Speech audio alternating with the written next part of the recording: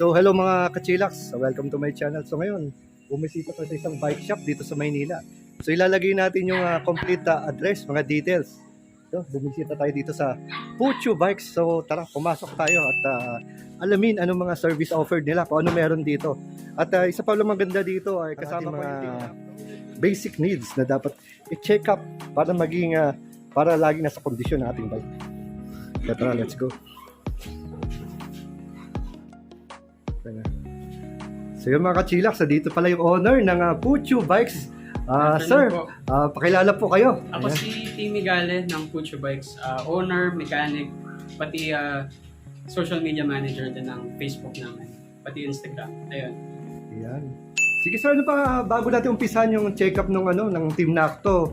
Ano po ba ang mga services offered ng Puchu Bikes? Actually, from basic maintenance to medyo technical overhauls from the RD, mga ganun.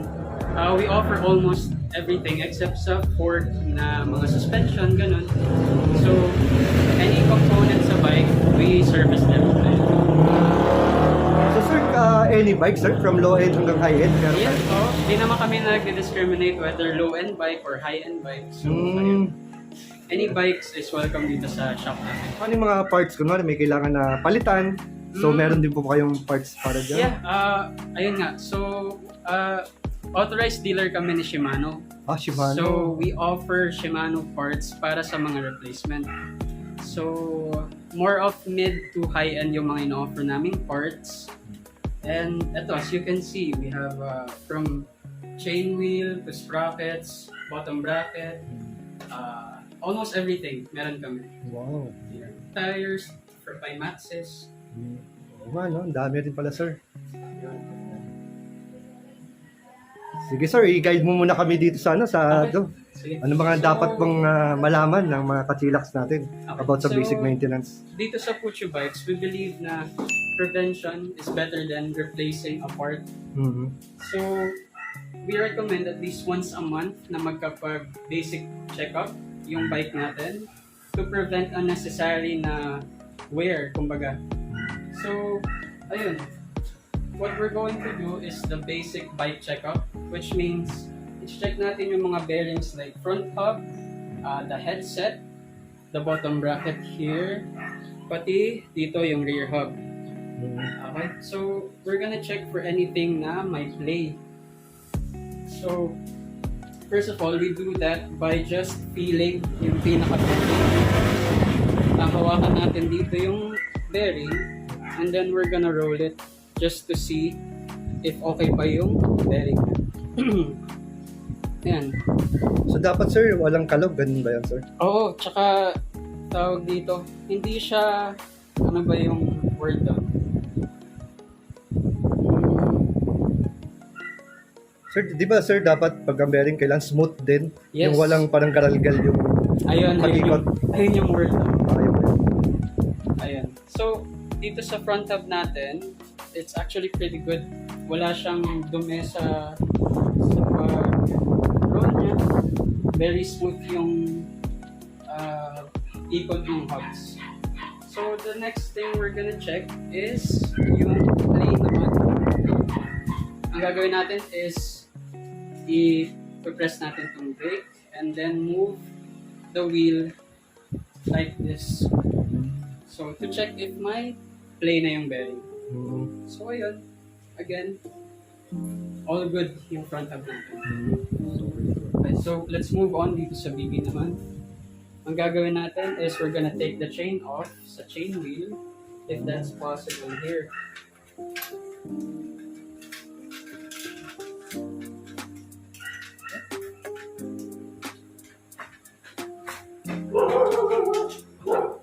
So after taking it off, we can specify yung sa bottom bracket area lang.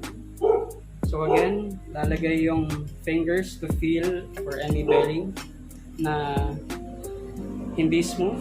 So again, ayan, smooth pa rin ang BB. Ayan. Ngayon, i-grab natin yung dalawang crank arm, tapos try to push it para to check kung may mga play sa bearing niya. Ayan. So, with this, okay pa rin yung Okay pa BB rin. ng Nakto e-bike. Ano saan tawag niyo, sir? BB. BB? Oh, short for bottom bracket. Bottom bracket. Ayun, Ayun. Kala ko may parts ako dito. Bottom bracket pala. bottom bracket pa rin. So, ayan. Mhm. Again, dito tayo sa rear hub naman. Sa rear hub po. Basically, same thing as sa front hub lang. Mhm.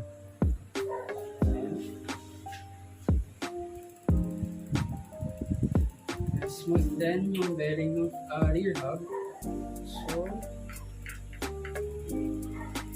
again, press natin yung rear brake. Tapos check for any movement.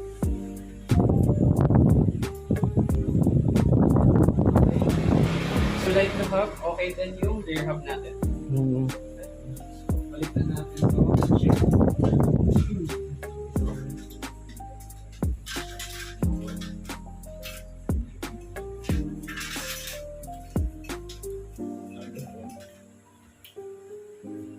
Medyo difficult lang ibalik yung chain due to the chain bar, pero kaya mo. Mhm.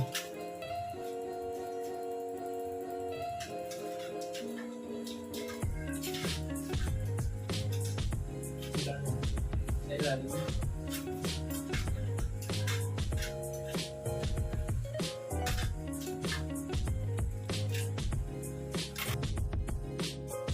Yung bearings, let's check yung sa shifting naman, if okay siya.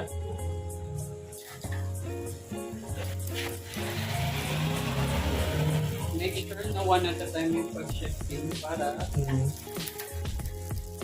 so medyo may rattling lang ng konti. So, ano ibig sabihin nun, sir, pag may mga rattling siya? Medyo maraming pwedeng reason, Ah. pero usually indexing lang. Mhm. Sige, check lang natin.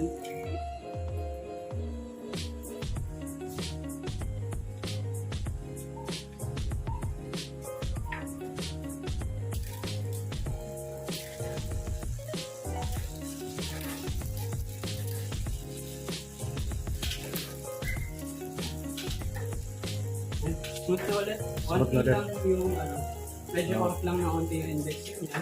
Mhm. Pero ayan, smooth na.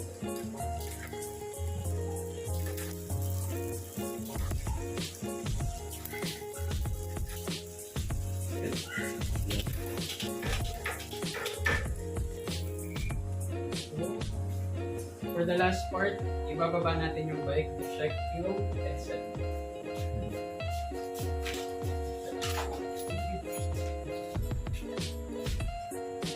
So, so ang gagawin natin is ipipress yung front brakes. Tapos, i-wiggle natin back and forth yung bike para ma-feel kung may play yung bearing ng headset. Mhm. So, check natin yung top bearing. So, wala siyang play. And then, the bottom one, wala rin siyang play. Ayan. So, ayun na, that's done. That's the basic bike checkup. Okay, lahat ng bearing. Pati shifting is all good. So, sir, question ko lang, sir. How much pala pag mga kanyang basic check-up? Ang basic bike checkup is 100 lang. Dito 100. sa Puchu bike. So, any bikes naman po yun. Yeah, that's once we really recommend na at least once a month, lalo na sa mga everyday bikers natin, mga bike to work, Mhm. para lang ma-prevent yung unnecessary wear ng parts. Tama. Para hindi tayo basta. Nagkaroon na ba kayo, sir, ng customer na Grab rider? Yung mga... Actually, marami ako naging Grab riders na customers before.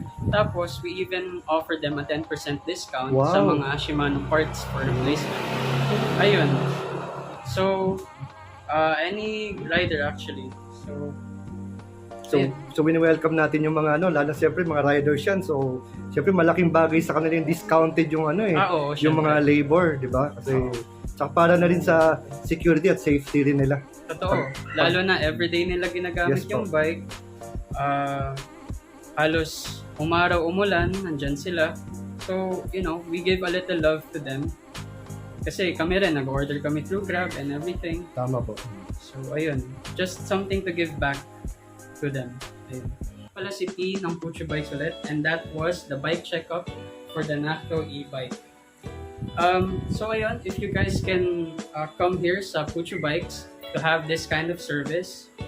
And ayun, I welcome you guys to come to our shop anytime from Monday to Saturday, 9 a.m. to 6 p.m. Again, Puchu Bikes. You can search us through Facebook, Instagram. Ayun. Sir, modes of payment, sir? Oh, we have cash, bank transfer, GCash, almost any online payments meron din kami. Ayun. Sir, operating hours? And, Monday to Saturday, 9 o'clock a.m. to 6 o'clock p.m. Monday to Sunday po yun, no? Saturdays. Saturday lang. Okay. So again, sir, thank you for your time, sir, share mo ng yung basic maintenance ng ating bikes. Okay po. Thank you, sir. Thank you. Thank you.